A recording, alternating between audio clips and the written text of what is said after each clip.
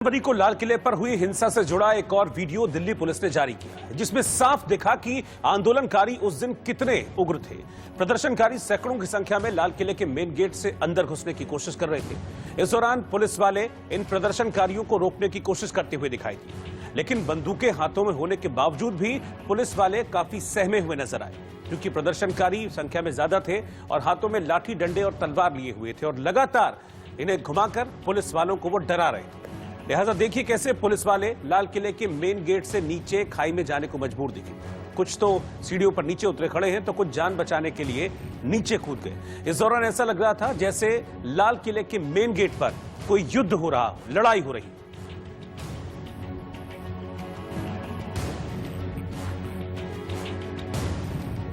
उधर 26 जनवरी को दिल्ली में हुई हिंसा के दौरान लाल किले पर तलवार घुमाते दिखे मनिंदर सिंह को पुलिस ने गिरफ्तार कर लिया। पुलिस के मुताबिक 30 साल का मनिंदर कार मैकेनिक है, जिसे मंगलवार रात करीब 8 बजे दिल्ली के पीतमपुरा से पकड़ा गया। उसके घर से 2 तलवारें भी पुलिस को बरामद हुई है। इससे पहले मनिंदर सिंह का एक वीडियो वायरल हुआ था, जिसमें वो दोनों हाथों से तलवारें घुमाकर भीड़ को उकसाता हुआ दिखा था। जानकारी के मुताबिक मनिंदर स्वरूप नगर में अपने घर के पास खाली प्लॉट में तलवार चलाने की ट्रेनिंग देता है। सोशल मीडिया की पोस्ट से उसके कट्टरपंथी होने का खुलासा हुआ है। वो अक्सर सिंघू बॉर्डर पर जाता था और वहां के नेताओं के भाषणों से वो प्रेरित था।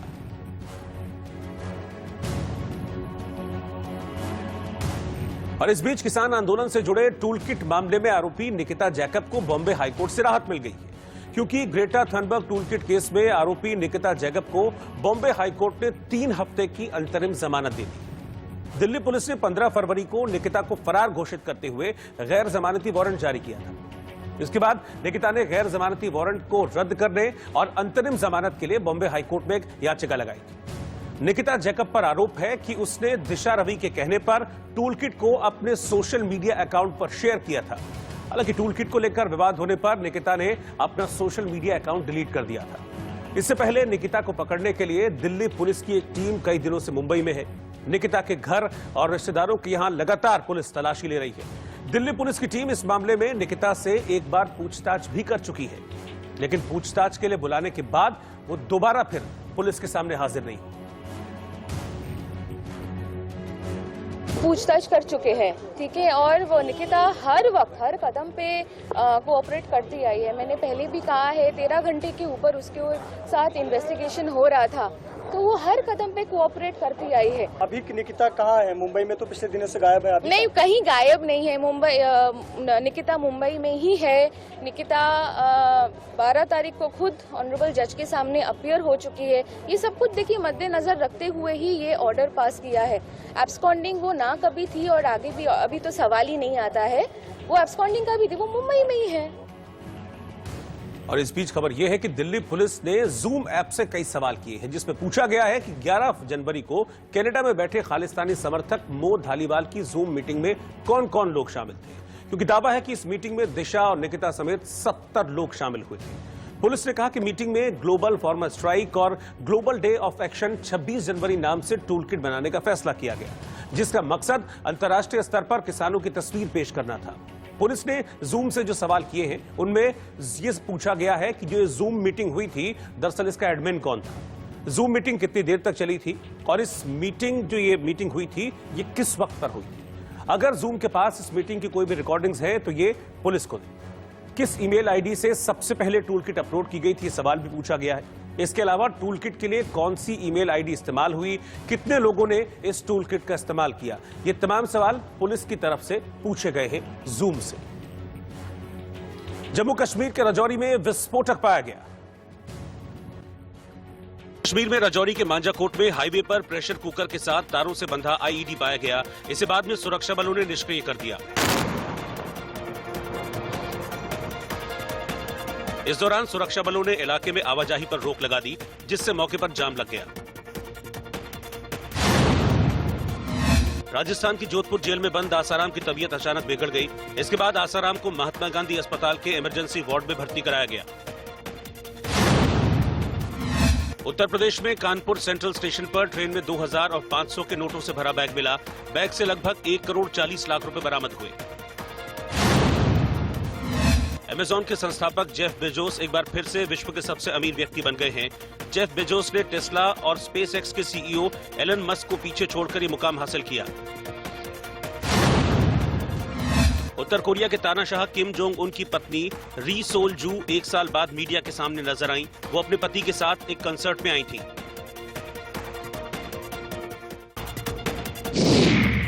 बुधवार को शेयर बाजार गिरावट के साथ बंद हुआ। सेंसेक्स 400 अंक लुढ़ककर 51,703 पर बंद हुआ। वहीं निफ्टी 104 अंक नीचे 15,208 पर बंद हुआ।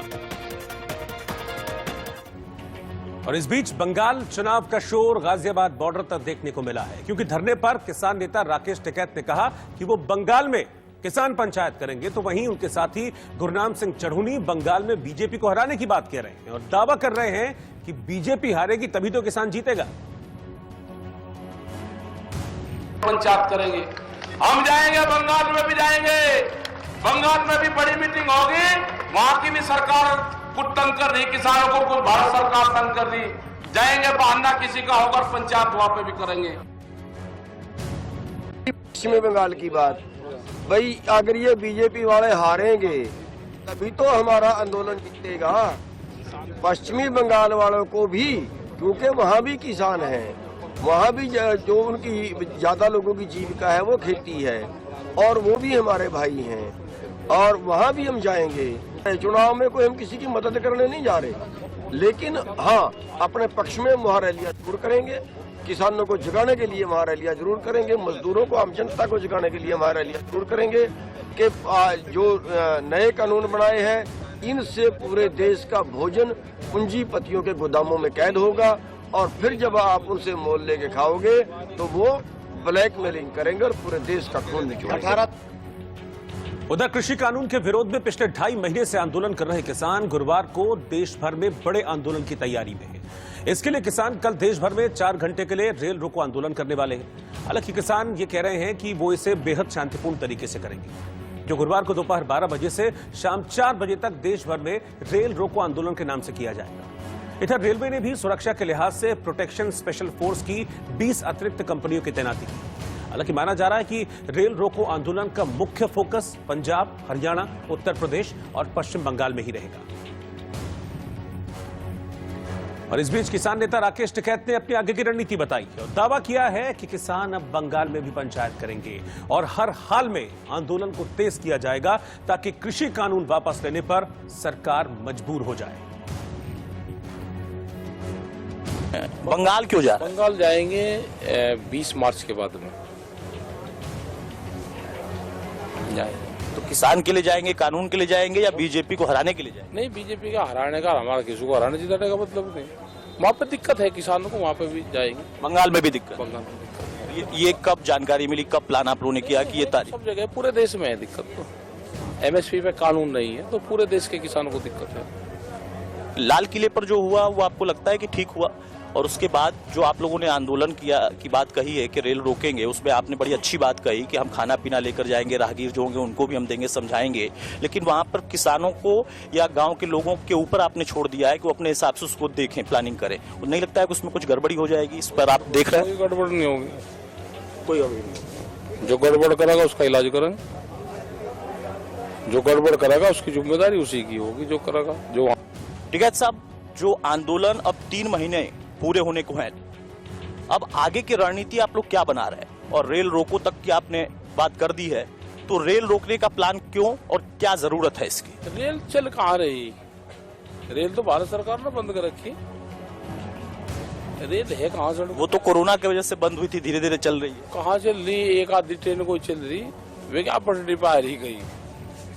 तो जो जोन से 8 महीने से रेल चली नहीं रही, और अगर 2000 रेल है, 2000 में 3 रेल चल रही, उसको रोक लो, चाहे पटरी पे बैठ जाओ। पटरी पे तो घास जम गए, फूल जम गए, गेहूं जम रहे, डोले पटरी पे।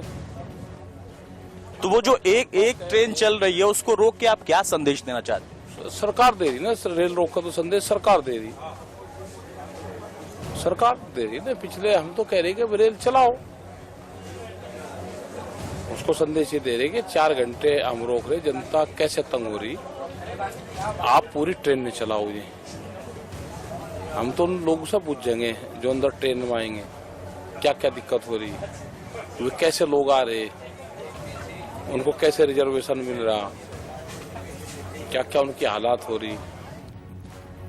और उधर केंद्रीय मंत्री संजीव बालियान के घर बीजेपी के किसान नेताओं की एक बैठक हुई, जिसमें किसानों की नाराजगी दूर करने के मुद्दे पर अहम चर्चा हुई।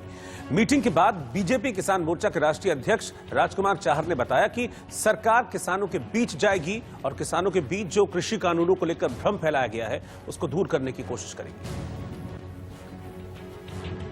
चार हमारे साथ में मौजूद हैं। चार साहब, आज किसानों के नेताओं की बैठक थी यहाँ पर संजीव बालियान जी के यहाँ, क्या रहा इस बैठक में? देखिए, एक सामान्य बैठक थी। तीनों कृषि विधेयकों के जो लाभ हैं वो जनता तक कैसे पहुंचे, जनता को लाभ उनका कैसा मिला, उस लाभ से किसानों को रोका जा रहा है उनके मन में भ्रम डालकर। तो हमें किसानों की चिंता है, हम किसान की आय को बढ़ाना चाहते हैं, किसान की आय बढ़े, इसीलिए गांव-गांव जाके फिर एक अभियान हम लोग चला रहे हैं। सर, क्या जाट लोग नाराज हैं? बिल्कुल नहीं, ये पता नहीं किसने क्या ये अफवाह करी है। जाट समाज या किसान का कोई वर्ग सरकार से नाराज नहीं है, सब लोग साथ हैं। आखिरी सवाल सर, क्या प्रोग्राम आप लोगों ने तय किया? बीजेपी इस तरह का क्या कार्यक्रम चलाएगी? हम लोग पहले से भी एक जन जागरण के अभियान चलाते रहे हैं, किसानों के बीच में जाते रहे हैं, तो फिर एक नए सिरे से किसानों के बीच में जाएंगे। जिस प्रकार से इन्होंने पंचायत करके भ्रम पैदा करने की कोशिश की है उसको दूर करेंगे। लेकिन किसान तो आंदोलन पर बैठे हुए हैं। कोई बात नहीं, वो भी हटेंगे, समय आएगा। देखिए, हम सब लोग बैठे हैं, विशेष रूप से पश्चिम उत्तर प्रदेश से लोग थे, और जो कृषि बिल के बाद परिस्थितियां पैदा हुई हैं किसानों के मुद्दों पर, हमने आपस में बात की है कि किसानों के बीच में जाना है, कुछ बातें करनी है, पार्टी का भी पक्ष रखना है, उनकी भी बात सुननी है। तो इसी बारे में विचार विमर्श हम सब लोगों ने किया। जम्मू कश्मीर से धारा 370 खत्म करने और अब डीडीसी चुनाव के बाद क्या हालात हैं, इसे जानने समझने के लिए कई देशों के राजपूत 2 दिन के दौरे पर जम्मू कश्मीर पहुंचे। गृह मंत्रालय ने इस दौरे के लिए उन्हें निमंत्रण दिया था। इस डेलीगेशन में यूरोपियन यूनियन के अलावा अफ्रीकी देशों के राजदूत थे। अपने इस दौरे में विदेशी डिप्लोमेट्स, डीडीसी के नए चुने गए मेंबर्स, सोशल और पॉलिटिकल एक्टिविस्ट, मीडिया और सिविल एडमिनिस्ट्रेशन के अधिकारियों और सेना के जवानों से मुलाकात कर रहे हैं। अधिकारी इन्हें 370 हटाए जाने के बाद क्या विकास कार्य हुए उनकी जानकारी देंगे, तो वहीं सेना और एजेंसियों के अधिकारी सुरक्षा के बारे में बताएंगे। इस दौरान डेलीगेशन के सदस्यों ने आम लोगों से मुलाकात की और बडगाम में डीडीसी के सदस्यों से भी ये लोग मिले। हमें एक ही महीना हो गया और एक ही महीने के अंदर में हमारे डिस्ट्रिक्ट डेवलपमेंट काउंसिल को ये एक एजाज मिला कि हमें इतनी बड़ी फॉरेन डेलीगेट्स के साथ इंटरेक्शन करने का मौका मिला, और अपने जो भी यहाँ पर डेवलपमेंट के हवाले से जो स्कीम्स हैं, हमारे जो कुछ किया है या जो कुछ करना बाकी है, उस हवाले से उनके साथ हमने इंटरेक्शन किया। हमें खुशी है कि हमारे इस प्रोग्राम के जो मतलब ग्रास रूट लेवल पर तक पहुँचने की उम्मीद है। जम्मू कश्मीर में 5 अगस्त 2019 को अनुच्छेद 370 खत्म किए जाने के बाद से विदेशी डेलीगेशन का ये चौथा दौरा है। इससे पहले अक्टूबर 2019 में विदेशी डेलीगेशन आया था, फिर जनवरी फरवरी 2020 में भी डेलीगेशन ने जम्मू कश्मीर का दौरा किया था। मौजूदा दौरे में फ्रांस, आयरलैंड, नेदरलैंड्स, पुर्तगाल, यूरोपीय यूनियन के डिप्लोमेट्स, इसके अलावा Belgium, Spain, Sweden, Italy, Chile, Brazil, Cuba और बांग्लादेश के डिप्लोमेट्स भी इस डेलीगेशन में शामिल हैं। 2 दिन के दौरे में ये डेलीगेशन आम लोगों के साथ प्रशासन और सिविल सोसाइटी से भी मुलाकात करेगा। जम्मू कश्मीर के दौरे पे हैं, वो अब श्रीनगर के ग्रैंड दिल्ली पहुंच चुकी है। एयरपोर्ट पे आने के बाद सीधा ये डेलीगेशन जो है वो बडगाम गया, जहां पे ये लोगों से मिले, जो डिस्ट्रिक्ट डेवलपमेंट काउंसिल के चेयरमैन है वहां पे, उनसे उन्होंने मुलाकात की। जो लोकल बॉडीज़ के रिप्रेजेंटेटिव्स हैं वहाँ वो इनके साथ मिले। 70 के हटाए जाने के बाद किस तरह के हालात है, क्या डेवलपमेंटल सिनेरियो है, 4G पे जो बैन हटाया गया है उसके बाद किस तरह के हालात है। तो कहीं ना कहीं जो बाहर की दुनिया है उसको खोलने की कोशिश है। जम्मू कश्मीर के जो सिचुएशन है, बाहरी दुनिया को दिखाया जाए कि किस तरह के हालात हैं, और जिस तरह का जो बैड मीडिया, बैड प्रेस जो मिला है 370 के हटाए जाने के बाद, उसको डिस्पेल करने की कोशिश है ये जो मिनिस्ट्री ऑफ एक्सटर्नल अफेयर्स की। लेकिन विदेशी डिप्लोमेट्स के कश्मीर जाने पर सियासत भी तेज हो गई है। कांग्रेस ने छूटते ही इस पर निशाना साधा है। जम्मू कश्मीर का जब से आपने विभाजन किया है, उसको 2 केंद्र शासित प्रदेशों में बांटा है, जम्मू कश्मीर की अर्थव्यवस्था, वहाँ का जो सामाजिक परिस्थिति है, वहाँ की जो राजनीतिक पृष्ठभूमि है, वो पूरी तरह से तहस नहस हो गई है। पूर्व केंद्रीय मंत्री एमजे अकबर की आपराधिक मानहानि की याचिका पर सुनवाई करते हुए अदालत ने पत्रकार प्रिया रमानी को आरोपों से बरी कर दिया। प्रिया रमानी ने अकबर के खिलाफ यौन उत्पीड़न के आरोप लगाए थे, जिसे लेकर एमजे अकबर ने उनके खिलाफ मानहानि का मामला दर्ज कराया था। कोर्ट ने अपने फैसले में कहा कि किसी महिला को 20 साल बाद भी उसके साथ हुए दुर्व्यवहार को बताने का हक है। कोर्ट ने यह भी कहा कि जिस देश में महिलाओं के सम्मान के बारे में रामायण और महाभारत लिखी गई, वहां महिलाओं के खिलाफ अपराध हो रहे हैं, ये शर्म की बात है। कोर्ट ने साफ कहा कि यह बात नहीं मानी जा सकती कि सामाजिक प्रतिष्ठा वाला व्यक्ति यौन शोषण नहीं कर सकता। इसके साथ ही अदालत ने एमजे अकबर की याचिका खारिज कर दी। रमानी का आरोप है कि अकबर ने करीब 20 साल पहले उनका यौन उत्पीड़न किया था जब वो पत्रकार थी। अब उनका दावा है कि उन्होंने अकबर के खिलाफ सोशल मीडिया पर 2018 में मीटू मुहिम के तहत आरोप जनहित में लगाए थे। फैसला आने के बाद मीटू के ट्विटर हैंडल से ट्वीट करते हुए लिखा गया था, वी वोन, यानी हम लोग जीत गए। करीब 20 महिलाओं ने पत्रकार के तौर पर अकबर के मातहत काम करने के दौरान उनका यौन उत्पीड़न करने का अकबर पर आरोप लगाया है। जीत है ही तो मुस्कुराहट बताएगी। जीत सच की जीत हुई है, औरतों की जीत हुई है, मीटू मूवमेंट की जीत हुई है। Thank you, thank you, thank you.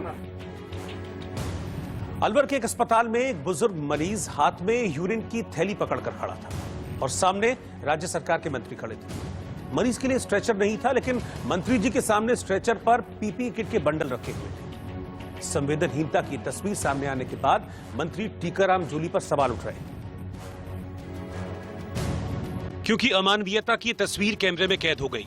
Rajiv Gandhi अस्पताल में श्रम राज्य मंत्री टीकाराम जूली पीपीई किट सौंपने पहुंचे थे, लिहाजा उनके सामने एक स्ट्रेचर पर पीपीई किट के बंडल सजा दिए गए। मंत्री जी इन्हें अस्पताल में मरीजों को सौंपने वाले थे, लेकिन इसी बीच अस्पताल के वार्ड से एक बुजुर्ग मरीज बाहर निकला। हैरत की बात ये थी कि उसने खुद अपने हाथों में यूरिन की थैली पकड़ी हुई थी, लेकिन शर्म की बात ये रही कि मंत्री जी की नजर इस मरीज पर गई, लेकिन देखने के बावजूद उन्हें कुछ भी अटपटा नहीं लगा। मंत्री के साथ अस्पताल के अधिकारी और कर्मचारी भी खड़े हुए थे, लेकिन उन्होंने भी मरीज को स्ट्रेचर मुहैया कराना जरूरी नहीं समझा।